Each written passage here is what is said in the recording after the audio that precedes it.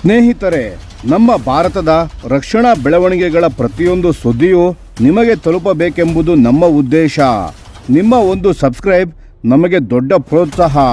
ದಯವಿಟ್ಟು ಸಬ್ಸ್ಕ್ರೈಬ್ ಮಾಡುವುದರ ಮೂಲಕ ಪ್ರೋತ್ಸಾಹ ನೀಡಿ ಎಂದು ನಿಮ್ಮಲ್ಲಿ ಕೇಳಿಕೊಳ್ಳುತ್ತೇವೆ. ನಮಸ್ಕಾರ ಗೆಳೆಯರೇ, ದೇಶ ಪ್ರೇಮಿಗಳೇ, ನಮ್ಮ ಕನ್ನಡ ಡಿಫೆನ್ಸ್ ನ್ಯೂಸ್ ಯೂಟ್ಯೂಬ್ ಚಾನಲ್ಗೆ ಸ್ವಾಗತ ನಿಮಗೆ.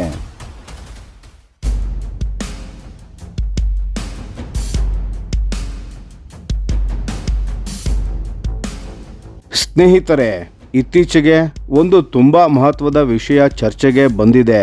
ಜಪಾನ್ ಭಾರತಕ್ಕೆ ತನ್ನ ಅತ್ಯಾಧುನಿಕ ಮೊಗಾಮಿ ಕ್ಲಾಸ್ ಫ್ರಿಗೇಟನ್ನು ಜಾಯಿಂಟ್ಲಿ ಮ್ಯಾನುಫ್ಯಾಕ್ಚರ್ ಮಾಡಲು ಪ್ರಸ್ತಾಪವನ್ನು ಮುಂದಿಟ್ಟಿದೆ. ಇದನ್ನು ಕೇಳಿ ಕೆಲವರು ಅಯ್ಯೋ, ನಮ್ಮ ದೇಶದ ಹಡಗು ಕಾರ್ಯಕ್ರಮಗಳಿಗೆ ಪೆಟ್ಟಾಗಲ್ವಾ ಅಂತ ಯೋಚಿಸಬಹುದು.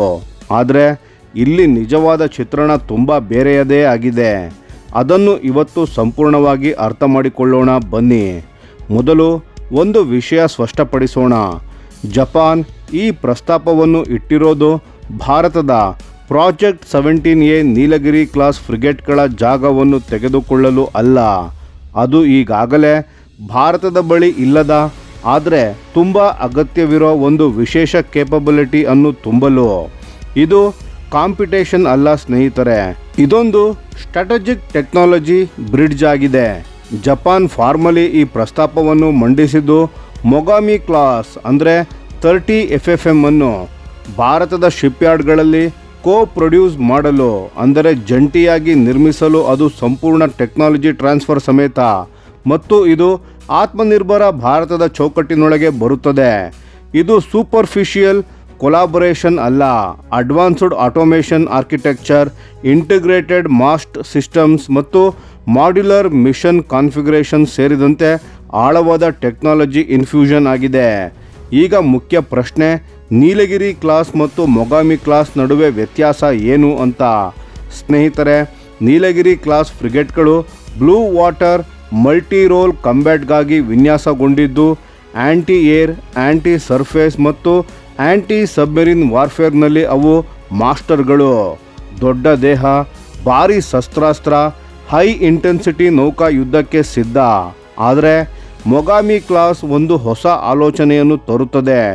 ಇದು ಒಂದೇ ಸಮಯಕ್ಕೆ ಸ್ಟೆಲ್ತ್ ಫ್ರಿಗೇಟ್ ಆಗಿ ಕೆಲಸ ಮಾಡುತ್ತದೆ ಮತ್ತು ಅಡ್ವಾನ್ಸ್ಡ್ ಮೈನ್ ವಾರ್ಫೇರ್ ಅನ್ನು ನಿರ್ವಹಿಸುತ್ತದೆ.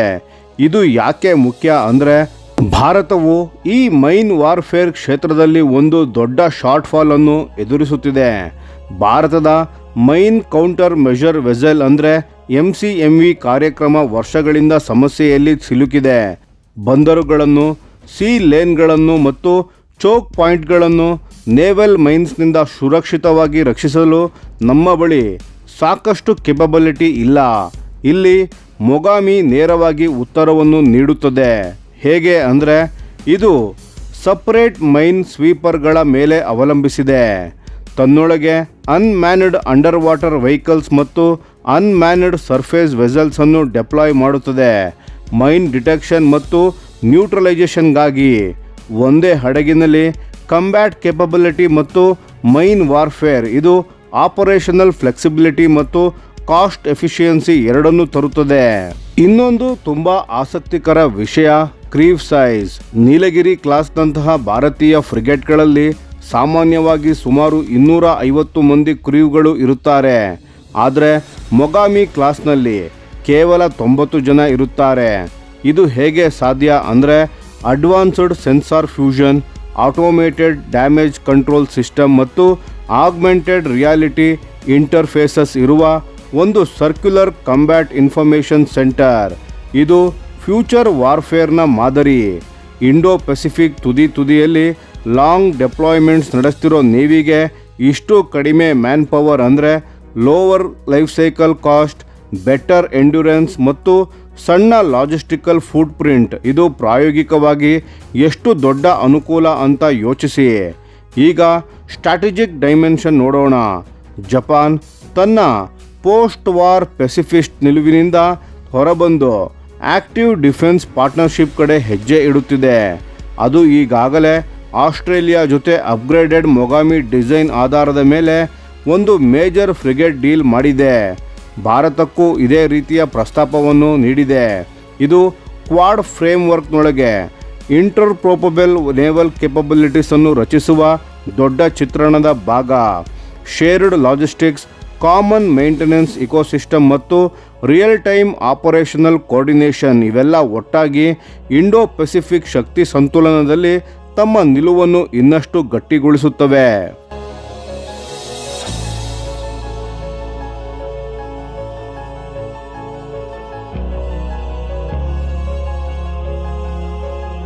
ತಂತ್ರಜ್ಞಾತ್ಮಕವಾಗಿ ಅಂದರೆ ಟೆಕ್ನಿಕಲಿ ನೋಡಿದರೆ ಮೊಗಾಮಿಯಲ್ಲಿ ಒಂದು ಸ್ಪೆಷಲ್ ಫೀಚರ್ ಇದೆ, ಯೂನಿಕಾರ್ನ್ ಇಂಟಿಗ್ರೇಟೆಡ್ ಮಾಸ್ಟ್. ಇದು ರೆಡಾರ್, ಕಮ್ಯುನಿಕೇಷನ್ಸ್ ಮತ್ತು ಎಲೆಕ್ಟ್ರಾನಿಕ್ ವಾರ್ಫೇರ್ ಸಿಸ್ಟಮ್ಸ್ ಎಲ್ಲ ಒಂದೇ ಲೋ ಅಬ್ಸರ್ವಬಲ್ ಸ್ಟ್ರಕ್ಚರ್ನಲ್ಲಿ ಇಂಟಿಗ್ರೇಟ್ ಮಾಡುತ್ತದೆ.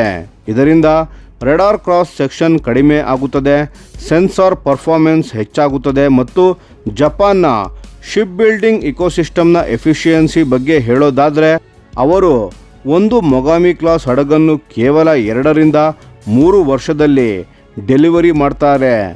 ಆ ಪ್ರಾಕ್ಟೀಸ್ ಭಾರತಕ್ಕೆ ಟ್ರಾನ್ಸ್ಫರ್ ಆದರೆ ನಮ್ಮ ಶಿಪ್ ಬಿಲ್ಡಿಂಗ್ ಟೈಮ್ಲೈನ್ ಸಾಕಷ್ಟು ಸುಧಾರಿಸುತ್ತದೆ.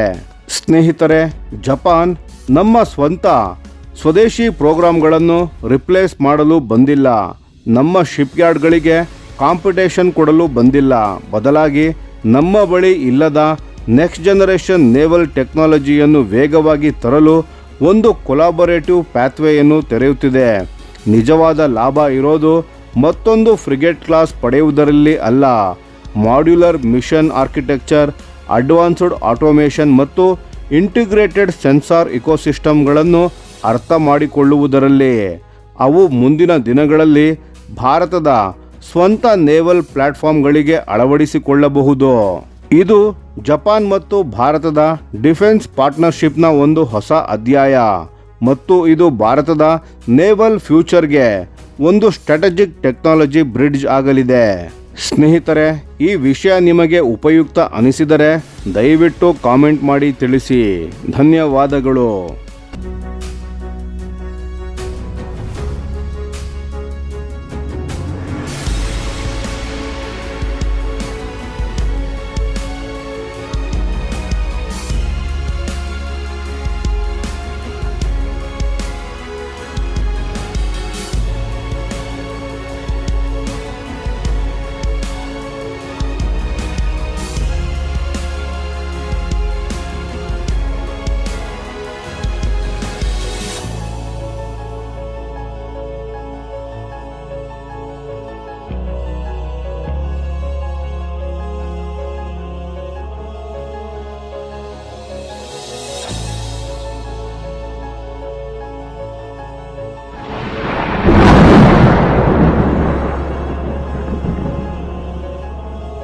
ಈ ವಿಡಿಯೋ ನಿಮಗೆ ಇಷ್ಟವಾಗಿದ್ದರೆ ಲೈಕ್ ಮಾಡಿ ಮತ್ತು ನಮ್ಮ ಚಾನೆಲನ್ನು ಸಬ್ಸ್ಕ್ರೈಬ್ ಮಾಡಿ ಹಾಗೂ ಬೆಲ್ ಐಕಾನ್ ಒತ್ತಿ. ಯಾವ ಅಪ್ಡೇಟ್ಗೂ ಮಿಸ್ ಆಗಬೇಡಿ. ಡಿಫೆನ್ಸ್ ಸುದ್ದಿಗಳನ್ನು ತ್ವರಿತವಾಗಿ ಪಡೆಯಿರಿ. ನಿಮ್ಮ ಬೆಂಬಲವೇ ನಮ್ಮ ಶಕ್ತಿ. ಭಾರತ ಬಲಿಷ್ಠವಾಗಲಿ ಎಂದು ಆಶಿಸುತ್ತಾ ಭಾರತ ಮಾತೆಗೆ ಜೈ. ಧನ್ಯವಾದಗಳು.